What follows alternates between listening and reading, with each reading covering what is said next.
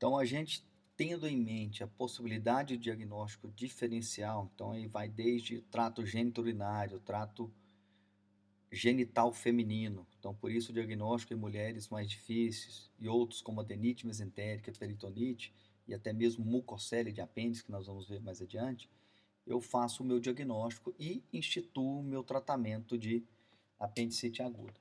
Como eu falei anteriormente, em alguns serviços e países desenvolvidos, o tratamento da apendicite não perfurada, às vezes ele inicia o tratamento com tratamento conservador com antibiótico terapia. Lembrá-los que tem estudos já recentes mostrando que quando se tem a evolução favorável nesse tratamento não cirúrgico de apendicite aguda não complicada ou não perfurada com antibiótico, ele evolui bem, inclusive sem antibiótico. Porém, se esse paciente não tem uma evolução satisfatória, o apêndice vai caminhar naquelas fases evolutivas e nós vamos operar o paciente numa condição clínica pior, na fase gangrenosa, na fase perfurativa, com peritonite. Então, por isso, o meu tratamento de apendicite aguda sempre é cirúrgico e o mais precoce possível, tá? A apendicite não perfurada, quando eu vou instituir um tratamento cirúrgico, eu faço antibiótico profilaxia somente, e na apendicite complicada, com presença de peritonite, com abscesso, aí nós temos que tratar com antibiótico terapia também, além do tratamento cirúrgico, mas com cobertura para gram-negativo e anaeróbio. Os esquemas antibióticos, então, estão para o uso profilático, a gente vai usar cefalosporina de segunda, terceira geração, depende do que o hospital institui, e por 24 horas no máximo, iniciando no momento da indução anestésica.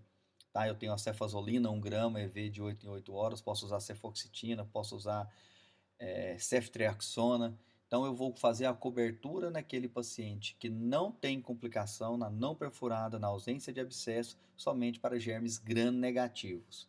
Quando eu tenho uma complicação, eu tenho que ampliar meu espectro e aí eu vou fazer antibiótico terapia e associar esse esquema antibiótico com a cobertura para anaeróbio, que dependendo da evolução, e aí nós vamos acompanhar esse paciente no dia a dia, às vezes eu tenho que modificar, inclusive, meus antibióticos no decorrer da internação, escalonando para uma cobertura mais ampla e mais eficaz. Então, eu disse para vocês também anteriormente que a minha opção para tratamento cirúrgico sempre era a laparoscopia. Então, para evitar que eu seja tendencioso, eu mostrei os fatores aqui nesse slide, os fatores positivos e alguns fatores negativos da laparoscopia. Então, infecção de ferida operatória é quase a metade em relação à apendicectomia aberta. Então, a laparoscopia, eu tenho 50% a menos de infecção de ferida operatória quando eu faço a comparação com a apendicectomia aberta. Porém, abscesso intraabdominal é 3 vezes mais frequente na apendicectomia laparoscópica.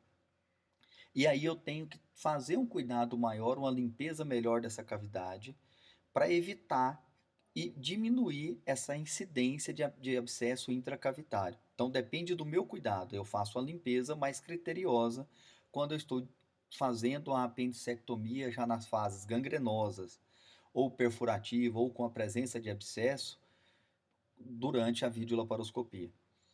A duração de cirurgias, alguns estudos demonstram que é 14 minutos mais prolongado o tempo cirúrgico na apendicectomia laparoscópica, mas isso depende da habilidade do cirurgião, da fase evolutiva que está o apêndice, das complicações locais do apêndice, bem como a capacidade técnica do cirurgião. Particularmente, no meu caso, o tempo é muito semelhante, é similar, não, o tempo que eu gasto na apendicectomia aberta é o mesmo que eu gasto na apendicectomia laparoscópica. Dor no pós-operatório é bem menor na apendicectomia laparoscópica. A estadia hospitalar, retorno às atividades normais, retorno ao trabalho, retorno aos esportes é menor quando eu faço a apendicectomia por videolaparoscopia. Então eu permito que o indivíduo retorne às suas funções laborais habituais mais precocemente com o tratamento laparoscópico. Porém, o custo da laparoscopia é mais onerosa quando eu penso no custo para o paciente, para o plano de saúde. Porém, se eu for levar isso em consideração, quando eu vejo que eu dou uma precocidade no retorno ao trabalho para o indivíduo, esse custo é minimizado com a precocidade de retorno às suas funções laborais habituais. Na apendicectomia aberta, eu posso fazer 2 incisões, ou uma incisão transversa ou uma incisão oblíqua, de 4 centímetros no ponto de McBurney. O apêndice, lembrá-los que ele está na junção das tênis, eu tenho que fazer a ligadura da artéria apendicular, ligadura do coto apendicular e invaginar esse coto. Na videolaparoscopia, às vezes a gente não invagina e essa história de invaginação do coto perdeu um pouco o sentido com o advento do tratamento cirúrgico através da videolaparoscopia. Sempre importante fazer essa invaginação do coto nos casos onde eu tenho um comprometimento da base do apêndice junto ao seco. Aí é fundamental para evitar fístula do coto apendicular.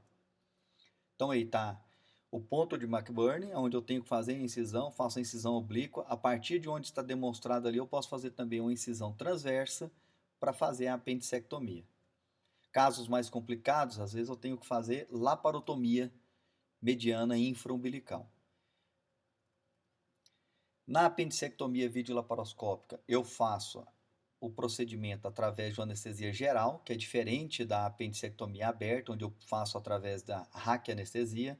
Eu faço a confecção de 3 portais, também da mesma forma que na apendicectomia aberta, eu faço a ligadura da artéria apendicular, ligadura do coto apendicular, e em grandes centros faz com grampeador linear cortante. A nossa realidade nós fazemos também com clipe, ou até mesmo com a linha de sutura, um algodão, ou Vicryl, ou caprofrio, a gente liga o coto apendicular. A invaginação ou não depende de cada cirurgião, e eu faço sempre, eu tenho que tomar cuidado em fazer a invaginação do coto apendicular sempre que esse coto está comprometido junto à sua base. Aí está à disposição dos portais para eu fazer uma apendicectomia, ele pode variar, eu posso fazer ele todo pélvico no paciente para eu deixar ele com a estética melhor. Então eu posso modificar, mas tem que estar sempre nessa disposição, formando um triângulo para facilitar o procedimento pelo cirurgião. Aqui eu mostro um apêndice, onde a seta amarela do lado esquerdo mostra que o apêndice está na localização subhepática, e a videolaparoscopia, independentemente da localização, eu vou ter a mesma facilidade ou dificuldade em decorrência da complicação local. Se eu faço a via aberta na incisão de Davis, esse apêndice está debaixo do fígado, eu vou ter uma dificuldade maior para trazer esse apêndice para minha incisão para fazer o tratamento cirúrgico. Ali do lado direito, a seta amarela, a laranja, aliás, eu estou demonstrando o clipe na base do apêndice e posteriormente eu vou invaginar esse coto junto ao seco. Lembrar que em alguns casos, na laparoscopia eu posso encontrar um apêndice não inflamado, eu posso encontrar um apêndice associado à doença de Crohn, eu posso ir para uma cirurgia de apendicite, na verdade a inflamação ser divertículo de Mecke, eu posso ir para uma apendicectomia e o meu histopatológico vir como mucocele de apêndice, e mucocele de apêndice a gente tem que se preocupar com tumor de apêndice. Aí, em alguns casos, eu ir para um procedimento e ver o apêndice inflamado e ter que fazer uma apendicectomia incidental. As complicações podem vir tanto da patologia pelo retardo no seu diagnóstico, como consequência do ato operatório. E aí eu posso ter fístula do coto apendicular, fístula no seco, infecção do sítio cirúrgico, abscesso intracavitário, deiscência dessa minha sutura, quando eu tenho um seco todo friável, inflamado, numa fase evolutiva tardia da doença, com perfuração, com peritonite. A manifestação da doença, quando eu não faço o diagnóstico precoce, esse paciente pode chegar até mim com quadro de síndrome da resposta inflamatória sistêmica, sepse e às vezes choque séptico. Então é importante, é fundamental eu saber a patologia, reconhecer a patologia, fazer o diagnóstico precoce e instituir o tratamento imediato para evitar complicações. Temos casos especiais de apendicite associado à peritonite difusa, apendicite onde na verdade a minha palpação tem uma massa pelo bloqueio localizado na fossa ilíaca direita. Existe apendicite na gravidez com a dor, com deslocamento cranial do apêndice, e a sintomatologia pode se modificar, o quadro clínico não vai ser o característico. E lembrá-los de apendicite crônica recorrente, que são aquelas dores recorrentes, periumbilical, que vai para a fossa ilíaca direita, o exame é normal, e isso fica no decorrer dos anos sempre aparecendo nesse indivíduo. Então eu tenho uma apendicite crônica ou recorrente, que às vezes o tratamento não foi cirúrgico, mas que pode vir a se tornar cirúrgico na agudização do processo.